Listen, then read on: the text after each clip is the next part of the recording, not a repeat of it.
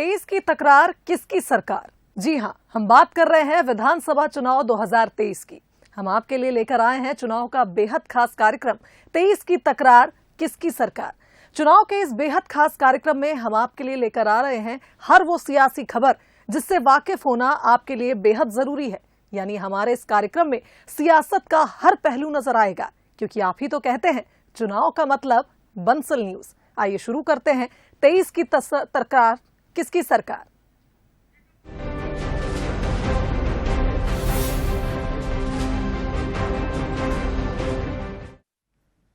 चलिए सबसे पहले बात करेंगे इलेक्शन टुडे की, जिसमें हम आपको बताते हैं वो खबर जो दिन भर चर्चा में रही और 2023 के चुनाव में किसी न किसी रूप में असर डालेगी। मध्य प्रदेश विधानसभा के चुनाव नजदीक है, साल भर से भी कम वक्त चुनाव में रह गया है, जिसको लेकर अब राजनीतिक दल तैयारियों में जुटे हुए हैं। लेकिन इस बीच माहौल राजनीतिक के साथ साथ धार्मिक भी नजर आ रहा है। प्रदेश के बड़े नेता जी जान से बड़े कथावाचकों संतों के कथा आयोजन में जुटे हुए हैं। बीजेपी कांग्रेस के कई बड़े नेता कथा के बड़े आयोजन कर चुके हैं। जल्द ही अब कमलनाथ के गढ़ छिंदवाड़ा में पंडित प्रदीप मिश्रा शिव महापुराण कथा करते नजर आएंगे। जल्द ही छिंदवाड़ा में उनकी कथा का प्रोग्राम फाइनल होगा। वहीं कथा के आयोजन की तैयारियों को लेकर बीजेपी प्रदेश अध्यक्ष वी डी शर्मा ने पूर्व मुख्यमंत्री पर तंज भी कसा है। उनका कहना है कि कांग्रेस को चुनाव के वक्त ही भगवान याद आते हैं। कल रात को बात करी उनसे बैतूल में, करीब 9 बजे रात को मेरी बात हुई। उन्हें कहा मैं कब बनाऊं। वैसे इंदौर में भी कहा था मैं छिंदवाड़ा का प्रोग्राम, मैंने कहा मैं आपको तारीख देता हूं, सबसे चर्चा करके तारीख दूंगा। अब आए, मैंने कहा मुझे ये चिंता नहीं है, पर मुझे ये धार्मिक जागरूकता और हमारी बढ़े। ये कैसे भी होए, कोई भी आए ये बढ़े। ये आए कहेंगे ये बीजेपी के है, मुझे उससे मतलब नहीं, वो मेरा नजरिया नहीं है। कमलनाथ जो कथा करा रहे हैं ये बीजेपी का असर है। देखिए अब कमलनाथ जी तो मंदिर भी जाने लगे, कमलनाथ जी तो हनुमान चालीसा करने लगे। तो ये तात्कालिक धर्म भाव है, ये तात्कालिक स्वार्थ के लिए। मैं ये नहीं कहता कि उनके अंदर धार्मिक भावना नहीं होगी, लेकिन ये उनके स्वरूप और चरित्र को देख करके कह रहा हूं। अब लगता है कि धर्म के ऊपर हमें जाना चाहिए, तो ये केवल चुनावी एक एजेंडा के तौर पर वो काम करने का प्रयास कर सकते हैं, जो जनता उन्हें बेहतर जानती है। चलिए अब आपको बताते हैं अब तक कौन कौन से मंत्री विधायक अपने अपने क्षेत्रों में कथा का बड़ा आयोजन कर चुके हैं। सबसे पहले बात करेंगे जल संसाधन मंत्री तुलसी सिलावट की, जिन्होंने इंदौर में मदन मोहन जी महाराज की कथा करवाई। 11 से 17 दिसंबर तक आयोजन हुआ था, जिसमें 7 से 8 हजार श्रोता प्रतिदिन कथा में पहुंचे थे। गृह मंत्री नरोत्तम मिश्रा, उच्च शिक्षा मंत्री मोहन यादव, पंचायत मंत्री महेंद्र सिंह सिसोदिया, प्रभुराम चौधरी और तमाम विधायक इस कथा में शामिल हुए थे।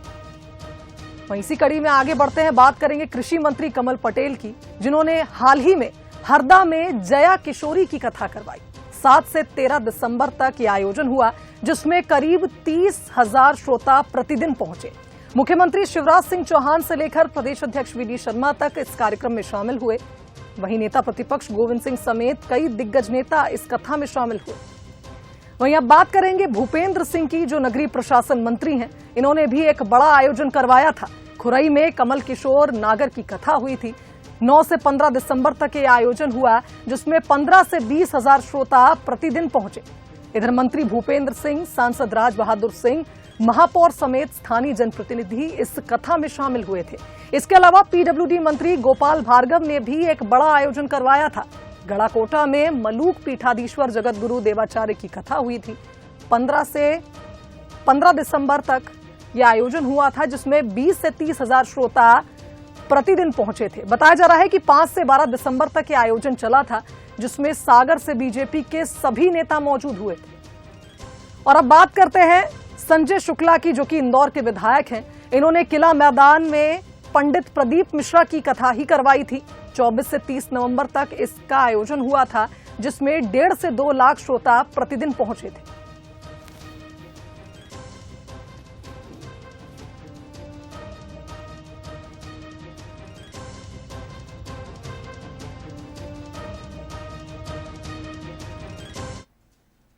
तो सियासत में खबर कभी पूरी नहीं होती जब तक उसके एंगल को ना समझा जाए। और इसी एंगल को समझने के लिए हमने आपके लिए एक चुनाव शाखा बनाई है। इस चुनाव शाखा में वो सियासी रिकॉर्ड हैं जो आपको किसी भी खबर के मायने को समझने में मदद करेंगे। तो सीधे चलते हैं अपनी चुनाव शाखा में, जहां मौजूद हैं एग्जीक्यूटिव एडिटर शैलेंद्र सिंह राजपूत जी। शैलेंद्र जी, चुनाव शाखा में सबसे पहले बात करेंगे जो अभी हमने देखा, जिस तरह से बड़े बड़े नेताओं ने लगातार कथाएं करवाई हैं। इस वक्त पूरे देश में माहौल धार्मिक है, मानो कौन कितना धार्मिक है इसका एक कंपटीशन चल रहा हो। क्या माना जाए कि मध्य प्रदेश में आगामी चुनाव भी धर्म के कार्ड पर ही लड़ा जाएगा? देखिए शुभांगी, धर्म सत्ता जो है वो राज सत्ता पर अक्सर हावी रही है और इसका प्रभाव राज सत्ता पर काफ़ी होता है, धर्म सत्ता का। और आपने देखा होगा हमारे राज महाराजाओं के ज़माने से ही एक धर्मगुरु जो होते थे राज के, वो उनकी पदवी बड़ी होती थी और उनकी सलाह से ही सब कुछ चलता था। तो जो हमारे समाज के अवचेतन में जो बैठा हुआ है, मन में जो बैठा हुआ है, वो आज भी हमारे समाज में प्रभाव डालता है और इसका फ़ायदा सियासत अक्सर उठाती है। और ये अभी जो वर्तमान में आपने देखा होगा कि लगभग सारे शहरों में या छोटे छोटे गाँव में कथाओं का बहुत जोर चल रहा है और इसके आयोजक ज़्यादातर राजनीतिक नेता हैं क्योंकि चुनाव पास में है। देखिए शुभांगी, इसमें दो तीन बातें होती है, इसके दो तीन फायदे हैं। एक तो धर्म जो सत्संग है उसके बहाने काफ़ी भीड़ जुटती है तो नेता का एक नेटवर्क बनता है आयोजक के तौर पर। दूसरी, नेता की छवि सुधरती है कि वो धर्मपरायण लगता है, ऐसे आयोजन कराने से धार्मिक लगता है तो उसकी एक छवि बनती है। और तीसरा सबसे बड़ा फायदा ये होता है कि अगर वहाँ पर सियासी समीकरण ऐसे हैं कि ध्रुवीकरण होना है तो फायदा होगा, तो ध्रुवीकरण करने के लिए भी कभी कभी ऐसी कथाएं कराई जाती हैं। तो ये तीन चार फायदे हैं जिसके कारण ये होता है। और देखिए मध्य प्रदेश का जहाँ तक सवाल है कि बीजेपी का तो हमेशा से ये सगल रहा है कि वो धार्मिक आयोजन करती रहती इस तरह के छोटे लेवल पर भी, विधानसभा के स्तर पर भी। लेकिन इस बार कांग्रेस नेता भी इसकी तैयारी में है। उसकी वजह देखिए शुभांगी, जब राहुल गांधी की यात्रा आई, भारत जोड़ो यात्रा, तब उन्होंने एक संकेत दिया कि वो सॉफ्ट हिंदुत्व पर रहेंगे इस चुनाव के दौरान। तो सॉफ्ट हिंदुत्व पे हैं तो जरूरी है कि इस तरह के संतों के माध्यम से माहौल बनाया जाए। तो इसलिए जैसे छिंदवाड़ा में पंडित प्रदीप मिश्रा जा रहे हैं, कमलनाथ महासभा करा, धार्मिक सत्संग करा रहे हैं, तो ये इसके बाद कांग्रेस के और भी नेता कराएंगे क्योंकि कमलनाथ अगर पीसीसी के लीडर कराते हैं तो माहौल और भी बनेगा। तो ये वजह है। और जैसा कि आप बीजेपी का तो ये है ही कि उनके 1991 के बाद से ही बीजेपी ने इस लाइन को पकड़ा है जो अभी तक चल रही है उसकी। और आने वाले दिनों में देखेंगे आप चुनाव के आसपास ये बड़े बड़े आयोजन होंगे। जी शुभांगी, बिल्कुल। शैलेंद्र जी, आपके चुनावी रिकॉर्ड के अनुसार जैसा कि आपने जिक्र किया कि संतों की भूमिका काफी लंबे समय से चली आ रही है, लेकिन क्या इस भूमिका का, क्या सॉफ्ट हिंदू कार्ड का डायरेक्टली या इनडायरेक्टली प्रभाव नतीजों पर भी देखा जाएगा? देखिए अगर इसको समझना है शुभांगी तो हमको जाना पड़ेगा काफ़ी पीछे 1990 और 91 में, जब एक टर्न हुई सियासत में, हमारे एक बड़ा टर्न आया, मंडल और कमंडल का दौर वो कहा जाता है। जब बीपी सिंह मंडल को लेकर आए, पिछड़ी जातियों के लिए आरक्षण लेकर आए, तब बीजेपी ने कार्ड खेला कमंडल का, मतलब साधु संत और हिंदुत्व का जोर बढ़ा उस टाइम से। तो उस समय काफ़ी बड़ी संख्या में अशोक सिंघल जो थे उनके नेतृत्व में सब संतों को एक मंच पर इकट्ठा किया। और उस दौर में आपने देखा होगा मंदिर आंदोलन भी था, अयोध्या का मसला भी था। तो बड़ी संख्या में संत जो भगवाधारी संत थे वो बीजेपी की तरफ आए। तो उस दौर में चाहे साध्वी रितंबरा हो, उमा भारती को भी हम उसी दौर का मान सकते हैं, अशोक सिंघल रहे, और भी संत थे जिन्होंने बीजेपी के पक्ष में माहौल बनाया। तो जब से संतों का काफी, उसमें बीएचपी एक अनुषंगिक संगठन ही माना जाता है बीजेपी का, तो जब से ही संतों का जोर बढ़ा और आपने देखा कि कई संतों बड़े बड़े पदों पर भी पहुंचे। आज उत्तर प्रदेश के मुख्यमंत्री योगी आदित्यनाथ हैं, तो यहाँ से दिग्विजय जो उनके गुरु थे ये गोरखपुर के, गोरक्ष धाम के, तो उनकी बड़ी पैठ थी। तो पहले बीजेपी की तरफ से पहले सक्रिय संत हम कह सकते हैं दिग्विजय नाथ ही थे, और उसके बाद से ये परंपरा पूरी बनी। जहां तक कांग्रेस, इसमें एक इंटरेस्टिंग बात यह है कि संतों की एंट्री वैसे कांग्रेस ने कराई बहुत पहले, लेकिन 91 में पूरा खेल बदला और संत एक तरह से पूरी तरह से बीजेपी के पक्ष में हो गए थ्रू, क्योंकि उसमें राम मंदिर का मुद्दा महत्वपूर्ण था, वो सूट करता था इसको।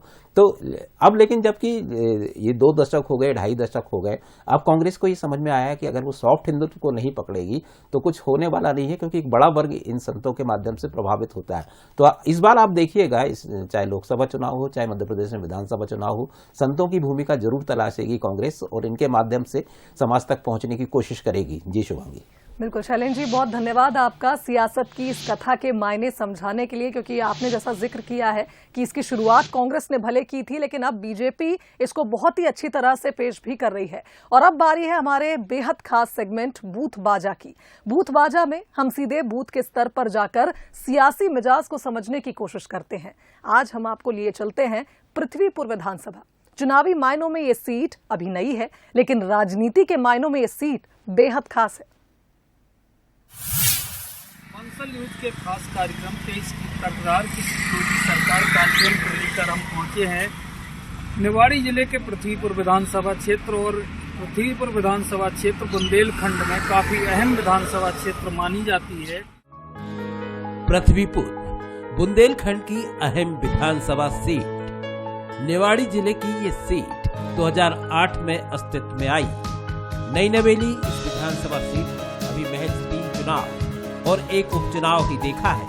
बीते 4 चुनावों की बात करें तो 2 बार कांग्रेस के कद्दावर नेता बृजेंद्र सिंह राठौर यहां से विधायक रहे और कमलनाथ सरकार में मंत्री भी रहे। एक बार बीजेपी के कद्दावर नेता सुनील नायक की पत्नी अनीता नायक यहां से विधायक रही। 2021 में बृजेंद्र सिंह राठौर के निधन के बाद हुए उपचुनाव में बीजेपी के शिशुपाल यादव ने दिवंगत बृजेंद्र सिंह राठौर के बेटे नितेंद्र सिंह राठौर को हराया और शिशुपाल यादव विधायक चुने गए। शिशुपाल यादव एक बार फिर बीजेपी की जीत का दावा कर रहे हैं और इसके लिए विकास कार्यों की लंबी फहरिस्त भी जनता के सामने रख रहे हैं। देखिए, जनता का रुझान तो सरकार के कामों से बनता है और भारतीय जनता पार्टी हो या कोई भी दल हो, उसके कार्यकर्ताओं का जनता के प्रति रवैया कैसा रहता है उससे बनता है।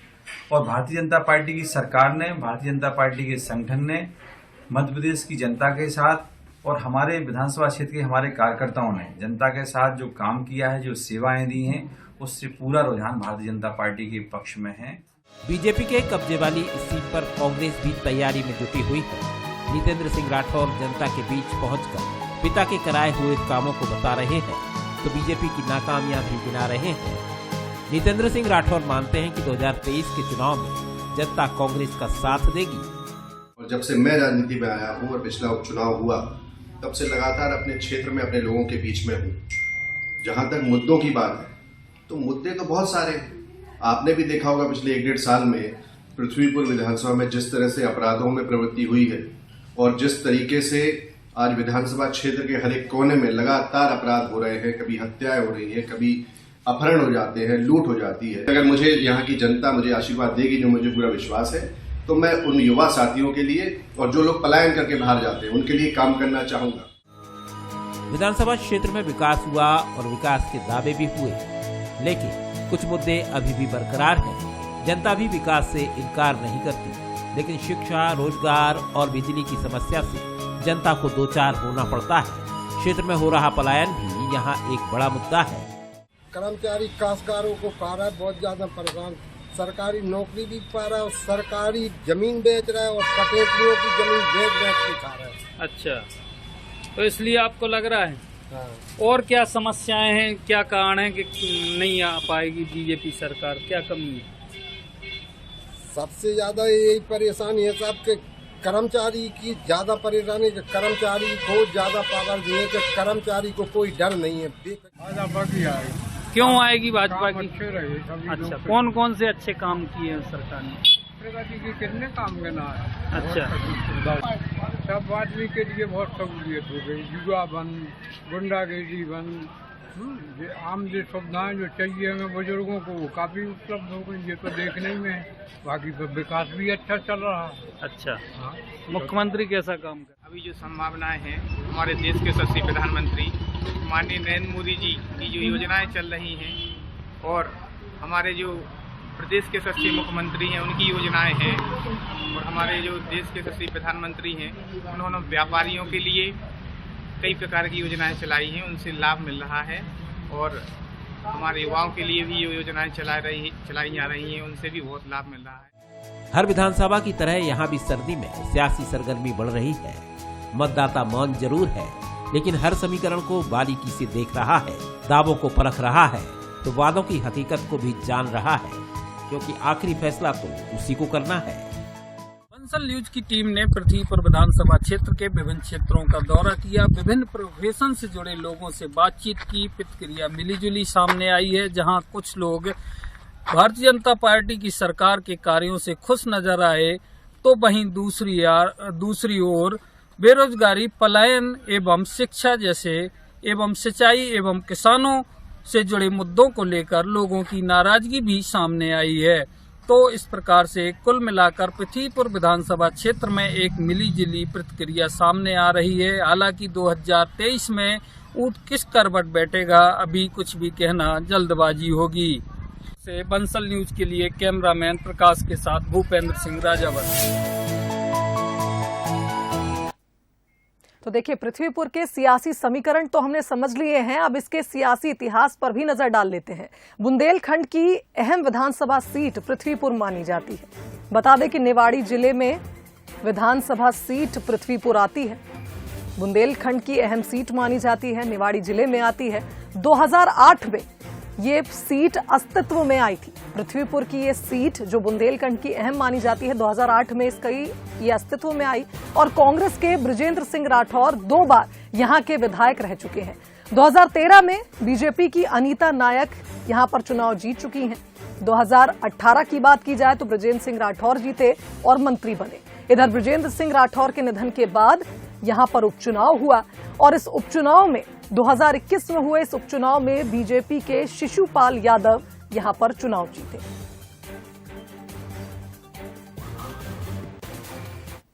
खास सेगमेंट में बोले तो नेताजी, ये हमारा खास सेगमेंट है। बोले तो नेताजी में हम मिलवा रहे हैं आपके जनप्रतिनिधियों से और जान रहे हैं कि 2023 को लेकर उनकी क्या तैयारी है, वो क्या मुद्दे हैं जो उनकी पार्टी को चुनाव में सफलता दिला सकते हैं। बोले तो नेताजी में मिलिए वरिष्ठ कांग्रेस नेता और प्रदेश प्रवक्ता राजेंद्र शर्मा से। हमारे साथ कांग्रेस के वरिष्ठ नेता और इंजीनियर राजेंद्र शर्मा, जो कि 2008 में रीवा विधानसभा से प्रत्याशी भी रहे थे। इस बार इनके नाम की खासी चर्चा है कि रीवा विधानसभा से चुनाव लड़ेंगे। अगर पार्टी आपको टिकट देती है और कांग्रेस पार्टी किन मुद्दों को लेकर जनता के बीच में जाएगी और सरकार बनाने का जो आपका दावा है वो किस बूते है? देखिए, अगर पार्टी मुझे टिकट देगी तो मैं चुनाव लड़ूंगा।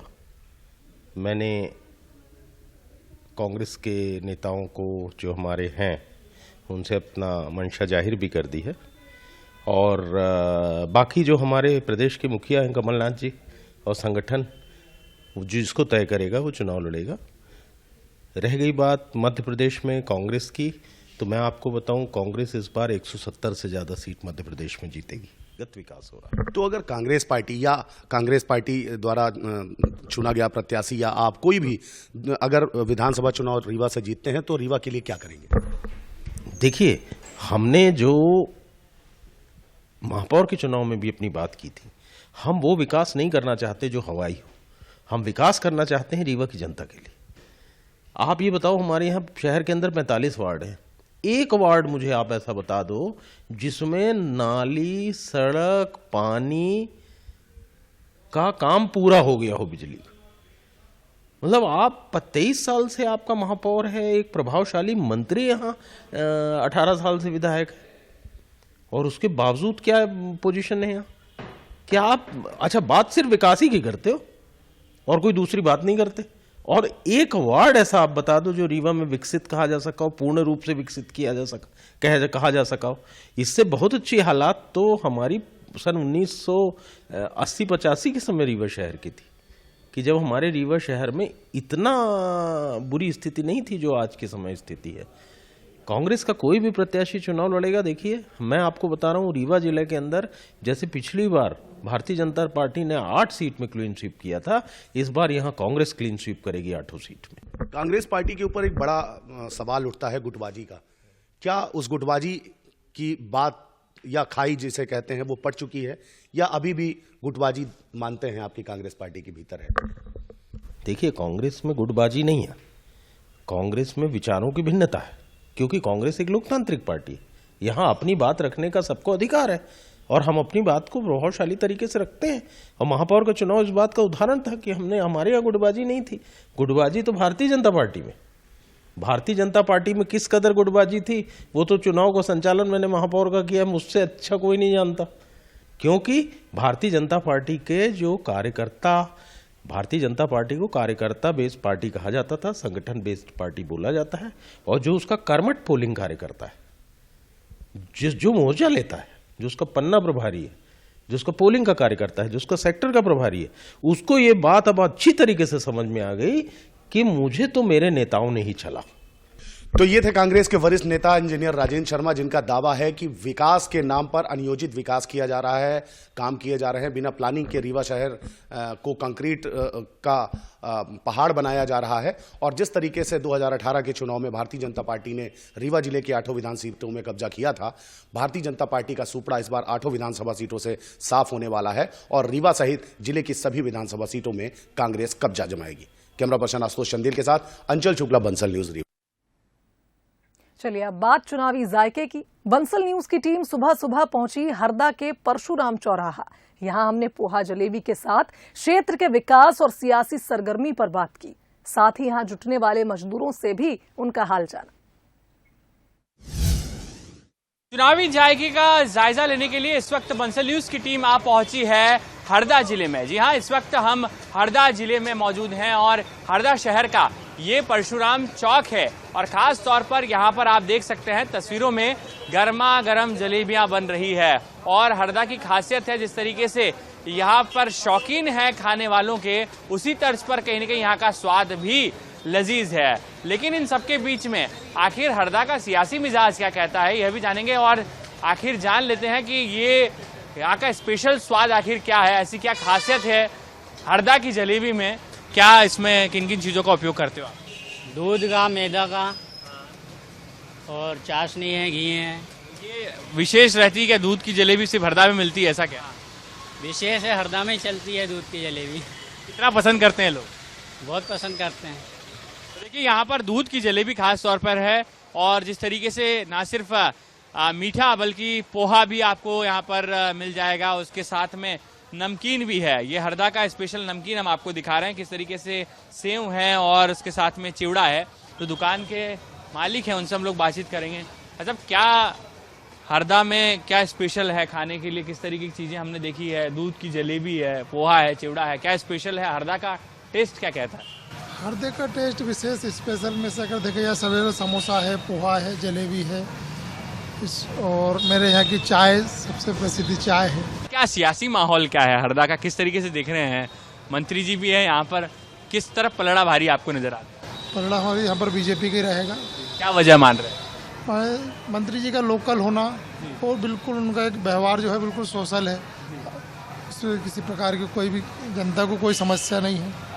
सर, क्या काम हुआ है हरदा में, हुआ कि नहीं? विकास का पलड़ा किस तरफ जा रहा है? विकास हो रहा है, काफी विकास हो रहा है हरदे का। क्या काम हुआ है? सड़कें भी हुई हैं और भी बहुत से काम हुए हैं, सड़कें अच्छी बन गई हैं। सड़कें अच्छी बनी है।